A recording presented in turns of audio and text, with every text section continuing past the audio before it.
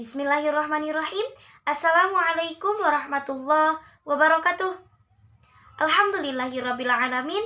Allahumma sholli ala sayyidina Muhammad wa ala ali sayyidina Muhammad. Saya Maulidah Thaniatul Uzma dengan NIM 12170100042.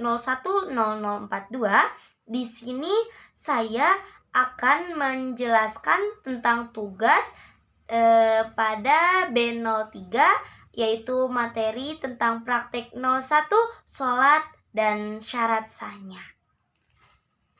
Kita awali dengan definisi sholat, di mana sholat ini secara bahasa ialah doa.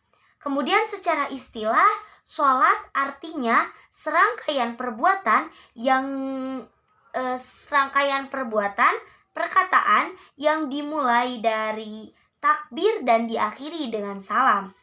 Nah, tak bisa dikatakan sholat apabila seseorang jika tidak dibarengi dengan niat dan telah memenuhi syarat, seperti menghadap kiblat, masuk waktu sholat, suci dari hadas dan najis, kemudian menutup aurat. Kemudian pensyariatan dalam sholat ini pada zaman Nabi Ibrahim, beliau menitipkan anaknya di Baitullah agar melaksanakan sholat. Nah, kemudian Nabi Musa dalam Quran surah Yunus ayat 87 dengan penggalan ayat, dirikanlah sholat. Nah, kemudian juga ada dari Nabi Zakaria dalam Quran surah Ali Imran ayat 39, ketika beliau berdoa meminta keturunan dan dijawab oleh Allah Subhanahu wa taala, ketika itu dijawab oleh Allah Subhanahu wa taala. Nah, ketika itu Nabi Zakaria sedang berdiri sholat di mihrab.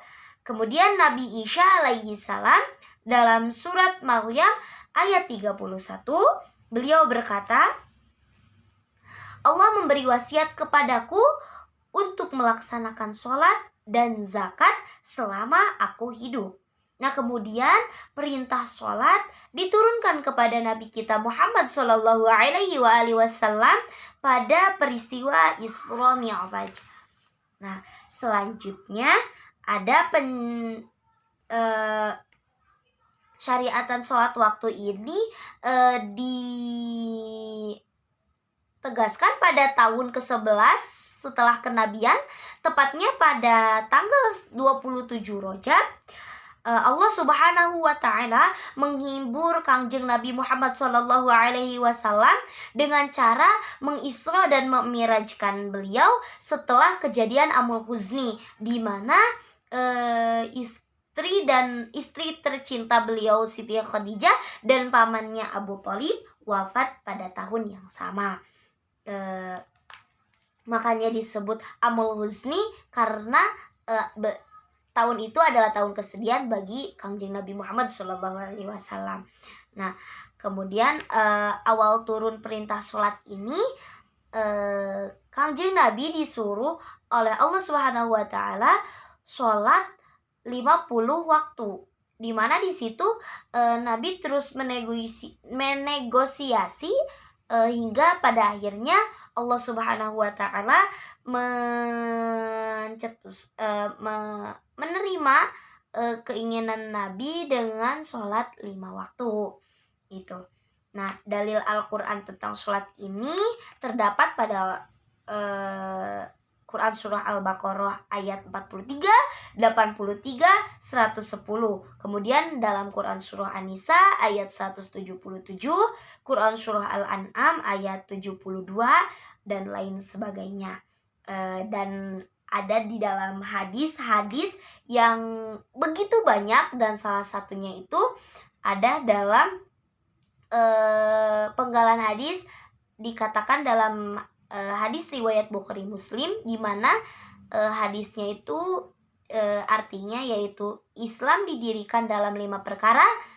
Bunyal Islamu ala khamsin, syahadat alla ilaha illallah wa iqamis shalah, syahadat dan sholat. Selanjutnya hikmah sholat, yaitu sholat ini sebagai bentuk ketaatan kita kepada Allah Subhanahu wa Ta'ala. Nah, Allah sendiri yang akan memberikan faidah sholat kepada kita nanti. Pada dasarnya, sholat merupakan ibadah yang tidak bisa dilogikakan karena termasuk ibadah yang tidak punya maksud, bukan untuk berolahraga, bukan pun untuk menjadi sehat, dan bukan untuk menjadi disiplin. Kemudian di sini ada hukum meninggalkan sholat, di mana karena sholat ini wajib, maka barang siapa yang meninggalkannya akan mendapatkan ancaman yang sangat besar. Dalam hadis riwayat Tirmizi, Nabi Shallallahu Alaihi Wasallam bersabda, "Al-ahdu alladzi bainana wa bainahum as-shalah, faman tadhakaha faqad kafara." Ya, jadi perjanjian antara kami dan mereka, yaitu umat selain umat Islam, as-shalah, yaitu salat. Faman tadhakaha, maka barang siapa yang meninggalkannya, faqad kafara, maka ia telah kafir. Dan dalam hadis-hadis lainnya pun berkata juga bahwa ada salah satu sahabat berbicara bahwa tidak ada yang berbuah kekafiran kecuali ia meninggalkan sholat.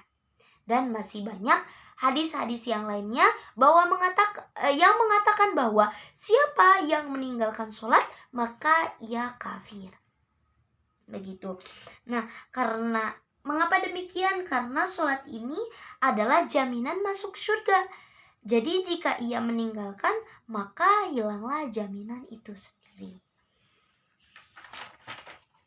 Kemudian di sini ada beberapa bahasan kafir mengenai orang yang meninggalkan sholat ini gitu. Nah, menurut ulama, merujuk pada ulama mazhab yang 4, semua mengatakan menghukumkan kafir kepada seseorang ini dibagi menjadi 2. Yang pertama, karena malas tapi tahu wajibnya sholat, maka ulama yang 4 ini menghukumi bahwa seseorang itu ialah sebagai orang fasik. Kemudian yang kedua, orang yang meninggalkan sholat dengan meyakini bahwa sholat itu tidak wajib. Nah, untuk orang yang ini dihukumi sebagai kafir dengan beberapa ketentuan. Yang pertama, ketentuannya ini adalah mukallaf, di mana mukallaf itu ialah di mana orang itu telah baligh dan mencapai sampai dakwah kepada orang tersebut. Maksudnya sampai dakwah itu sampai perintah sholat kepada orang tersebut gitu. Kemudian yang kedua, ketentuan yang kedua yaitu mengingkari kewajiban sholat. Ya, seperti ia meyakini bahwa sholat itu tidak wajib sama sekali. Nah, itu apabila ia sudah wajib, ia sudah mukallaf, ia mengingkari kewajiban ini, belum juga dihukumi orang itu kafir, karena masih ada syarat yang ketiga, yaitu di mana orang tersebut sudah lama masuk Islam. Karena mungkin ya, untuk orang mu'alaf yaitu orang pertama baru masuk Islam, mungkin ia masih mempelajari tata caranya sholat, karena belum tahu dari sebelum-sebelumnya gitu. Nah, sedangkan orang yang sudah lama masuk Islam, ia tahu tentang gerakan sholat, dalil sholat, bahkan tentang kewajiban sholat gitu. Kemudian ketentuan selanjutnya yaitu tumbuh di tengah masyarakat Islam. Nah, apabila orang ini sudah mukallaf, lalu mengingkari kewajiban sholat, Islamnya sejak lama, dan tumbuh di tengah masyarakat Islam, bisa orang ini dikatakan kafir apabila ia meninggalkan sholat. Kemudian karena ini menurut jumhur ulama mazhab yang 4, maka ada ulama yang menentang tentang perkataan ini gitu. Seperti menurut Syekh Shalih Al-Utsaimin, di mana beliau mengatakan jika ada seseorang telah mencapai baligh mukallaf dan ia tidak pernah mengerjakan sholat meskipun ia tahu bahwa sholat itu wajib, maka ia dikatakan kafir. Ya, menurut Syekh Sholeh Al-Utsaimin ini, apabila ia masuk waktu baligh dan dari pertama ia baligh atau mukallaf ini ia tidak mengerjakan sholat sama sekali, maka ia dikatakan kafir. Sedangkan menurut menurut Abdul Aziz bin Bas mengatakan bahwa jika seseorang muslim meninggalkan sholat satu kali saja, ia telah dikatakan kafir.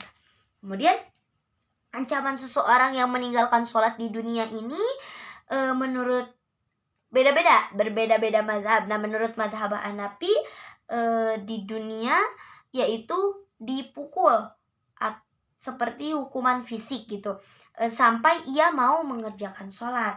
Sedangkan menurut mazhab Syafi'iyah, apabila ia meninggalkan sholat dan tidak mau bertobat, halal darahnya untuk dibunuh, tapi statusnya tidak menjadi kafir atau ia masih menjadi orang fasik. Itu sedangkan menurut mazhab Hanabilah sama seperti mazhab Syafi'i, namun statusnya bukan menjadi orang fasik, ia menjadi orang kafir menurut mazhab Hanabilah. Dan jenazahnya bisa diperlakukan sebagaimana orang kafir mestinya, seperti tidak dikafani, tidak disolati, dan tidak mendapatkan bagian waris bagaimana warisnya orang muslim. Kemudian ada menurut madhab yang lain di mana ia harus dimintai tobat selama 3 hari. Nah, apabila ia tetap tidak tobat, maka halal bagi kita darahnya untuk dibunuh.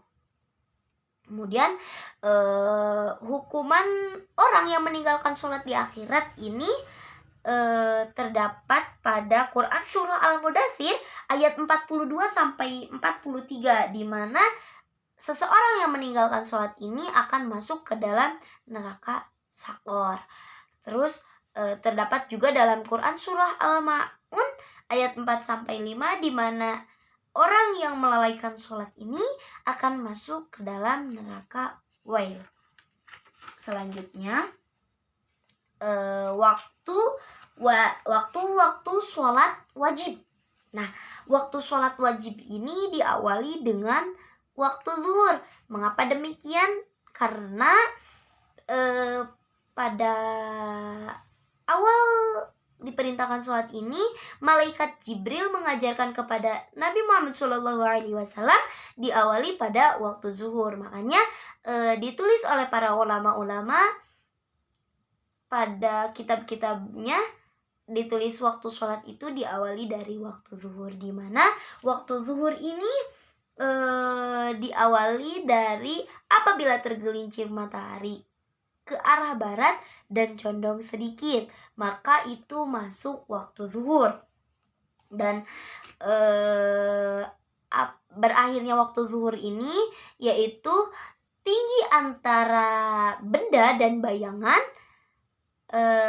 itu sama. Misalnya bendanya tingginya 1 meter, maka bayangannya juga 1 meter gitu.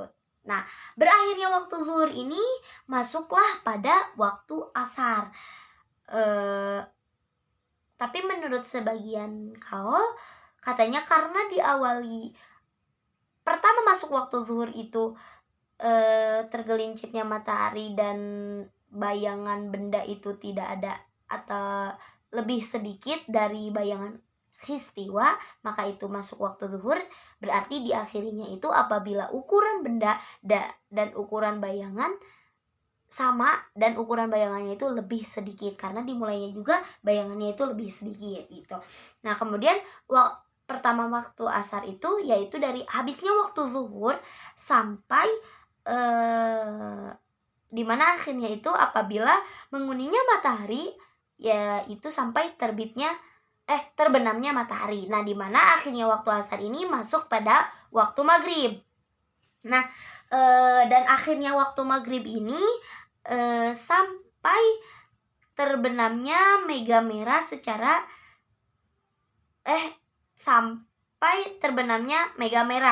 sempurna. Di mana habisnya waktu maghrib ini muncullah awal waktu isya gitu. Di mana waktu isya ini habisnya sampai terbitnya fajar. Di mana terbitnya fajar ini yaitu awal waktu subuh. Nah, awal waktu subuh ini terbitnya fajar shidik, yaitu fajar yang kedua yang terbentang antara utara ke selatan, bukan dari barat ke timur. Di mana akhirnya waktu subuh ini sampai terbitnya matahari setinggi tombak. Nah, kemudian di sini seseorang dikatakan masuk waktu sholat apabila cukup untuk melaksanakan satu sholat di akhir waktu, namun satu rakaat di akhir waktu. Namun tidak boleh menyengaja mengakhirkan sholat kecuali ketika ada uzur seperti safar atau perjalanan, hujan hebat atau sakit, dan lain sebagainya. Nah, waktu paling utama mendirikan sholat yaitu pada awal waktu, kecuali sholat isya. Lebih utama mengakhirkannya apabila tidak merasa berat. Disunahkan untuk mengakhirkannya gitu, sampai mega putihnya tidak terlihat lagi gitu. Kemudian di sini terakhir ada tata cara mengqadha sholat, di mana wajib bagi seseorang apabila terlewat sholat itu tidak disengaja apabila ada uzur, yaitu uzurnya tuh karena yang pertama itu ada dua, karena yang pertama itu karena tidur dan yang kedua itu karena lupa. Nah, apabila seseorang mendapat uzur yang dua ini, maka setelah ia ingat, ia wajib mengqadha sholat yang telah dilupakan. Nah, apabila ia tidur dan setelah bangun, ia wajib mengqadha sholat yang tertinggal oleh tidurnya gitu. Nah, tata cara kewajiban mengqadha ini terbagi menjadi dua, di mana yang pertama ini ada dengan cara fauron, yaitu secara langsung. Nah, apabila seseorang meninggalkan karena lupa, nah ketika ia ingat langsung dikerjakan. Misal sholat zuhur karena terlalu banyak kerjaan tugas yang menumpuk, tiba-tiba nggak terdengar azan gitu.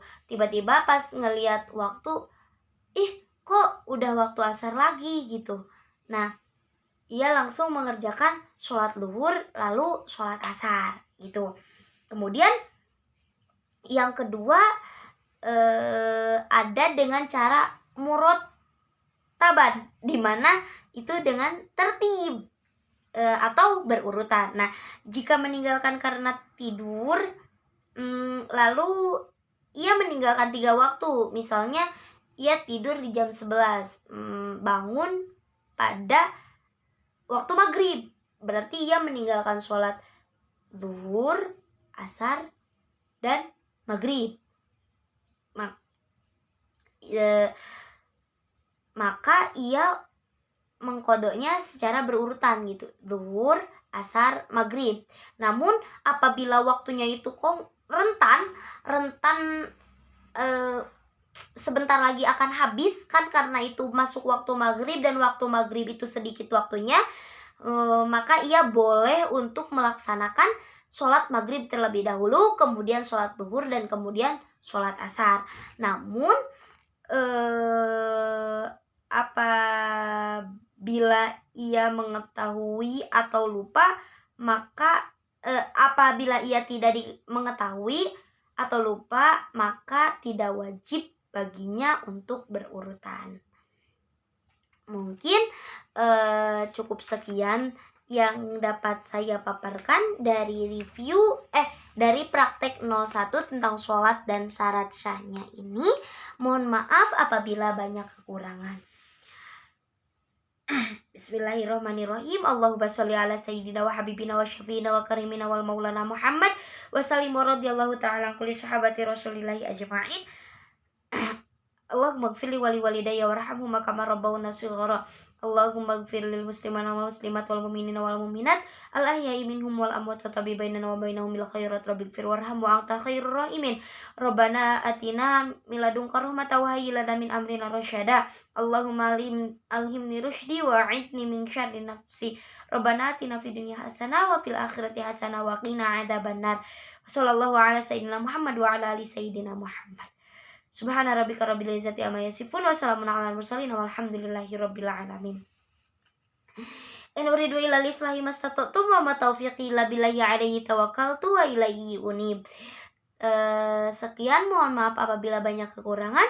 Wassalamualaikum warahmatullahi wabarakatuh.